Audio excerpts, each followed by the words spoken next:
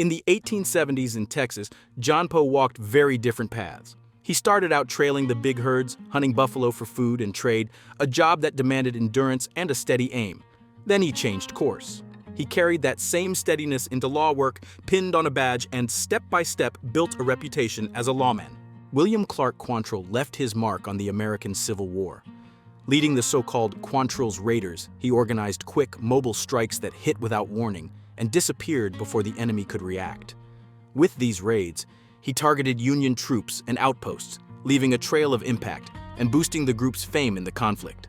The most famous image tied to Josie Earp, Wyatt's wife, is likely wrong. A photo of a woman in sheer silk became famous when it landed on the cover of Glenn Boyer's 1976 book, I Married Wyatt Earp. Since then, the association has spread despite doubts about who the woman really is. It's become a textbook case of misidentification. Pat Garrett usually shows up as the great lawman in New Mexico, famous for ending Billy the Kid's run. But when you ask the state's Hispanic residents, the focus shifts.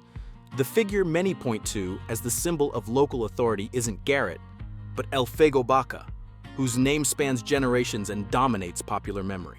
Ezra Allen Minor, the famed Bill Minor, walked criminal trails that crossed borders and eras. Before the unwanted fame, he racked up convictions in different U.S. states.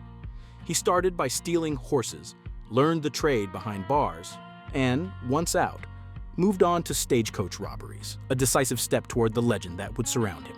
Billy Brooks started out as an authority in Newton, Kansas, keeping the peace as a marshal. Over time, he moved to Dodge City, where the Wild West was in full swing. There, his moral line shifted from duty to wrongdoing. Among dusty streets and crowded saloons, he got into gunfights that reshaped his reputation and pushed him to the dark side of the law. In his youth, McCubbin discovered the appeal of historic photographs. The journey began with a simple print of Blackjack Ketchum, bought for $50. Years later, he landed the original photo of the famous outlaw. That step not only expanded the collection, it also raised its meaning and value, reinforcing his passion as a collector. California Gold Rush photographs are coveted windows into the Old West. Not just field scenes, but also studio portraits of miners, like the one mentioned, still hold their appeal. In them, amid tools and tired looks, we see how people lived, worked, and dreamed under tough conditions. Dan Thrapp, a scholar of the Apache Wars, recorded Al Sieber's path in his 1964 biography, Al Sieber, Chief of Scouts. Born in Germany, Sieber became a central figure in the clashes in the Southwest, leading the Scouts under General George Crook and shaping the strategy that defined that period in decisive campaigns. This photograph shows the son of Mangas Coloradas, the Apache leader who gave him the same name. Taken by Frank Randall around 1884, it captures more than a portrait. It opens a window onto the story of a family central to Indigenous history. Mangas Coloradas is remembered as one of the most influential Native leaders of the 19th century. The Santa Fe Trail began in 1821 when Missouri trader William Becknell opened a route that would change the map of Western commerce. By connecting Mexico's province of New Mexico to the U.S. frontier, the route launched the first international corridor that spurred trade, linked distant regions, and kicked off the march of American expansion. On a cabinet card from about 1885, a group photograph captures cowboys in action. Often called one of the best examples of the genre, the scene shows the pace of work in the Old West. The image is by Charles Baker and Eli Johnston, active around Douglas, then part of the Arizona Territory. John Burwell Jr., Texas Jack, stepped into the spotlight driving cattle along the Chisholm Trail. Life on the trail opened the gate to a career full of feats and twists. When the cattle season ended, he swapped the range for the stage, bringing his hard-won experience to audiences and starting a new artistic phase of his life. Tiburcio Vasquez, an outlaw of Hispanic origin, appears in a photograph from around 1865. A striking figure of the Old West, he built nearly 20 years' worth of crimes. Between escapes and ambushes, he led stagecoach holdups and thefts that made him known across the territory, leaving a trail that fed legends and manhunts. Among the most coveted items tied to Old West outlaws and lawmen are original photos, signatures, and relics with proven provenance. This Ben Thompson cabinet card stands out because it brings together those three pillars of collecting, tying the myth to solid evidence and offering a direct portrait of the man and his era.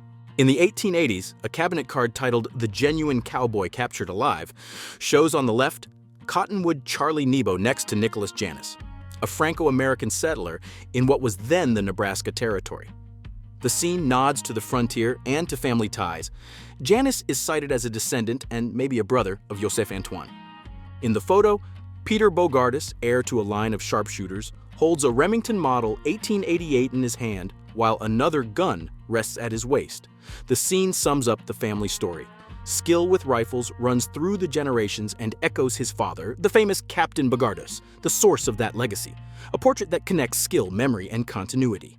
Between 1835 and 1885, 49 former Texas Rangers got into the human scalp trade. They worked mostly in Mexico, where governments hired private armies to push back Apache and Comanche groups. In that economy of violence, the hunters, like the mercenary pictured, were paid according to the age and sex of each victim. In the photograph, dated to the mid-1850s, there's a bullwhacker, the driver who kept the freight wagons moving, guiding the oxen with the crack of a whip. Between dust and long hauls, these wagoners linked towns and markets, hauling supplies and raw materials, keeping the economy going as it pushed along the interior trails. A carte de visite from 1878 shows Charles Baudry beside his wife Manuela. Years later, the photo picked up bloodstains.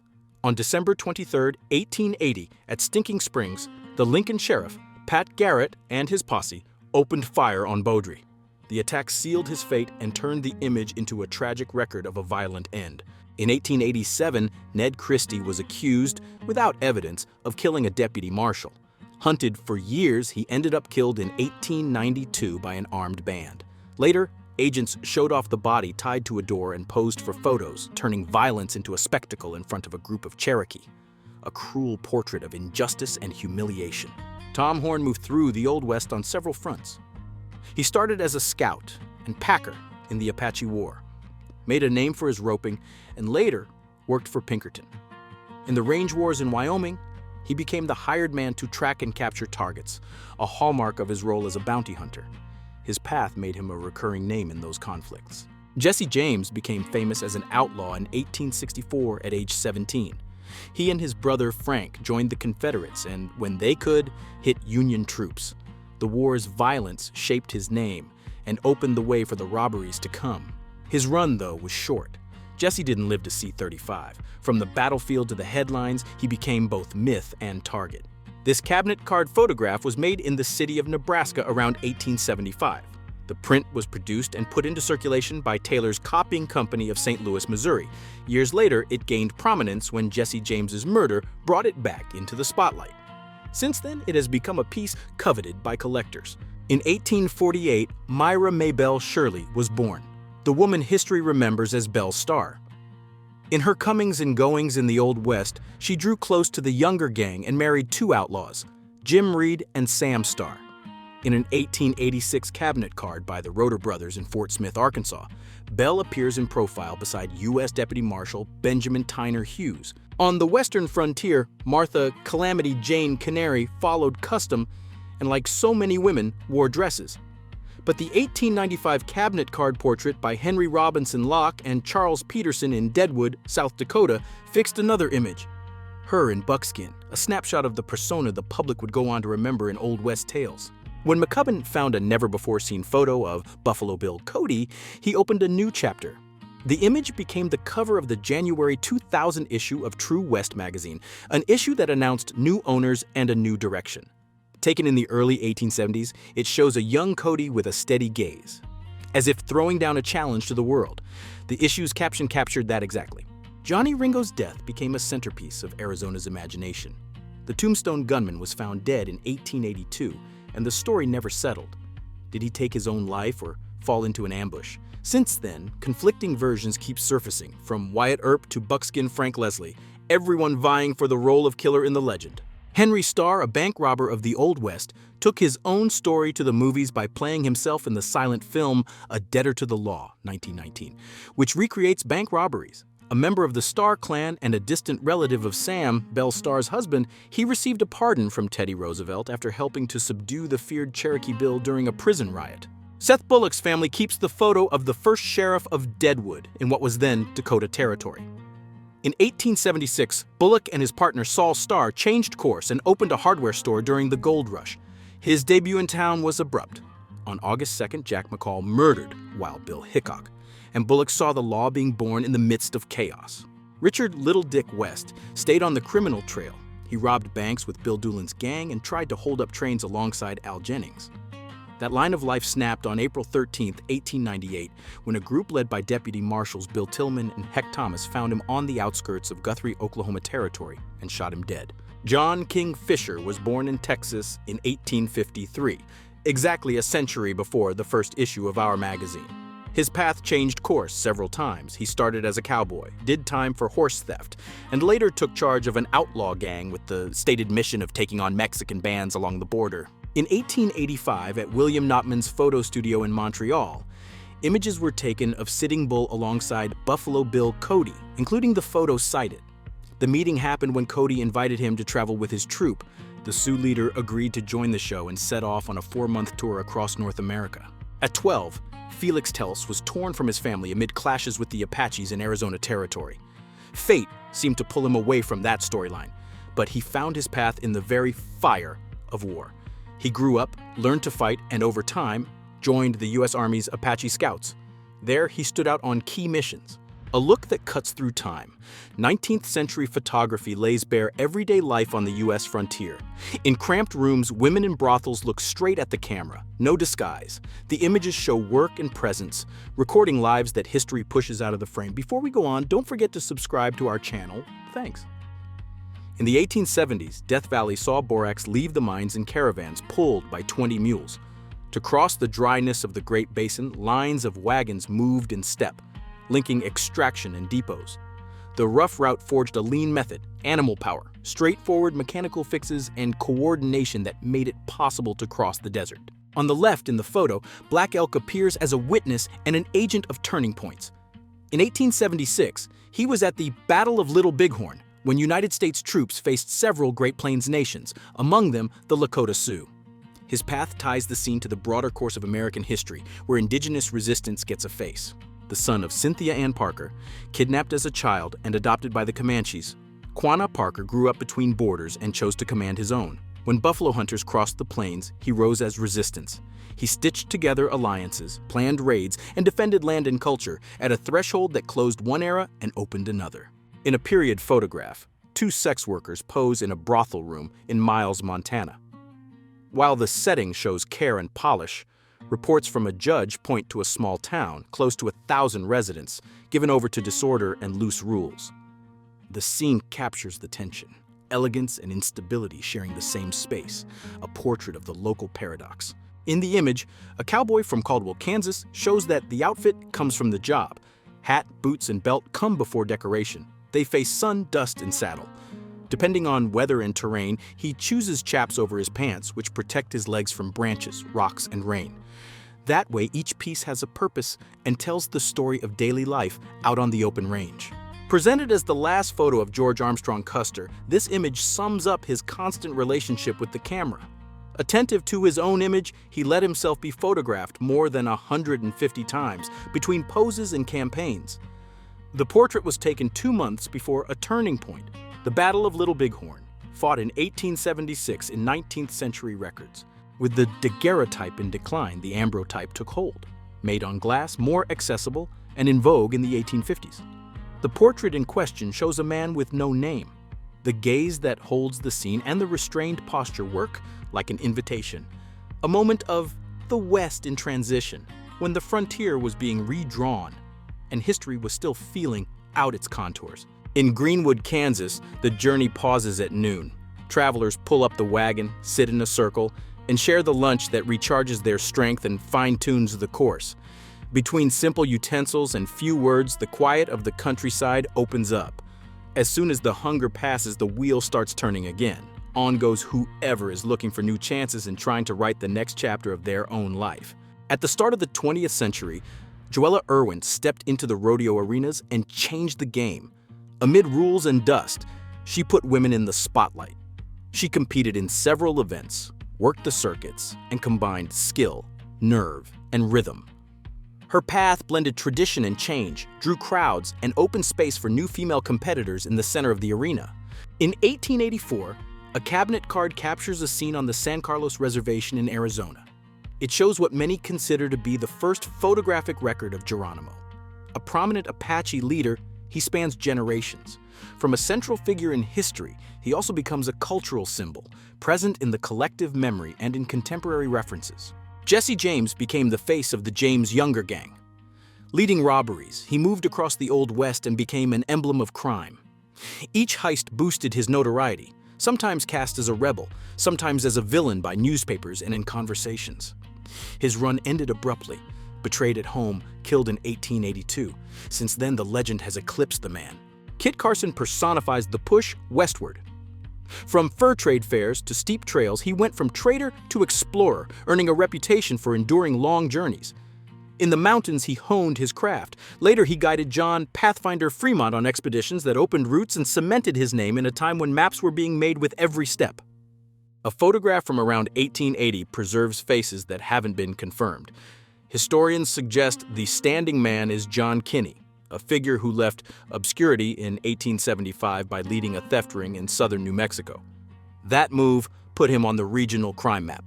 Between speculation and silence, the image keeps raising questions. In 1899, Pearl Hart marked the end of an era by pulling off one of the last stagecoach robberies of the Old West. The feat made headlines across the country, and soon after, her story was featured in Cosmopolitan magazine. That way, her name stuck in the American imagination, and the episode became a symbol of that world's twilight. A final gesture before the frontier vanished for good. At 15, Rose Dunn, the Rose of Cimarron, crossed the line between fact and myth. In 1895, in the town of Ingalls, in what was then Oklahoma Territory, she was said to have helped her fugitive boyfriend in a shootout that pitted lawmen against outlaws. The episode, told in conflicting ways, pulled her out of anonymity and turned her into a legend that still intrigues the Old West. From shootouts to fences, Texas John Slaughter spanned the century telling the West's story. In the Civil War, he served as a Texas Ranger. With peace, he followed the cattle trail and set up his last ranch on the outskirts of Douglas, Arizona. A photo from around 1885 captures the turning point of that path and preserves his memory for those who come after, on the frontier.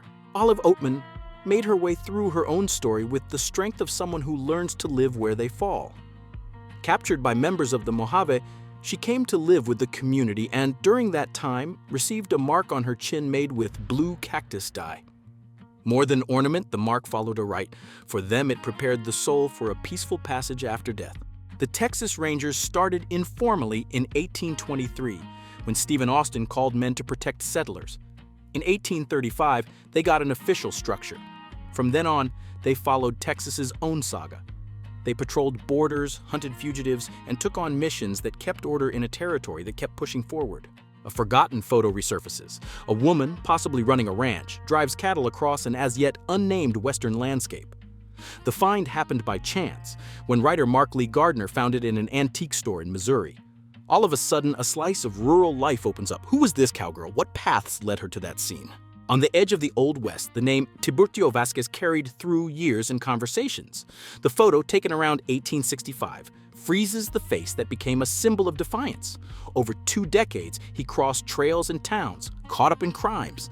That path fed the myth of Hispanic outlaws and still keeps the debate about his fame going. In the Old West, cowboys' routines went beyond cattle drives. In the breaks between long trips, they'd head to the photo studio to record who they were. They posed the way they showed up on the plains, beat-up hat, worn-out boots, holster snug. The portrait became a keepsake and a work certificate, an ID stamp that put on paper the life they lived on horseback. When the reward for Bill Doolin went up, the Oklahoma Territory went on alert. His robberies drew posses and trackers, and the chase picked up steam. In August 1896, the dragnet closed in. Doolin went down in a shootout, shot about 20 times. Leading the charge, Deputy Marshal Heck Thomas led the advance and put an end to his run. During the funeral procession for Tom McLaury, Frank McLaury, and Billy Clanton, a sign went up that read, "Murdered on the streets of Tombstone." It isn't a cry of revolt, it's a reminder that lingers. In 1881, behind the OK Corral, a quick exchange of gunfire silenced 3 men and sparked a narrative that ran for decades, turning that minute into Old West legend. In Alaska's saloons at the end of the 19th century and the start of the 20th, Kate Rockwell ruled the scene. Between songs and folk steps, she pulled the crowd from laughter to focused silence. The high point came when she appeared in red chiffon, a trademark that immortalized her. That's how she turned hard nights into a show and etched her name in the miners' memories of the time. In the 1865 photo, Wild Bill Hickok appears with no backdrop or costume. Unlike the theatrical poses on other occasions, he's wearing what he wore day to day. The detail gives away his preference, to show himself as he was in the West. Looking at the image, you get a truer picture of the era's style and choices, no studio tricks. It's a rare candid of what he called everyday life. In 1876, when cattle herds were crossing the plains, Bat Masterson and Wyatt Earp posed in Dodge City, Kansas. The image isn't just a keepsake. It marks the agreement between 2 lawmen and signals the attempt to impose rules on a restless frontier. By capturing the meeting, the portrait links the cattle trails to the birth of an authority that would shape the United States.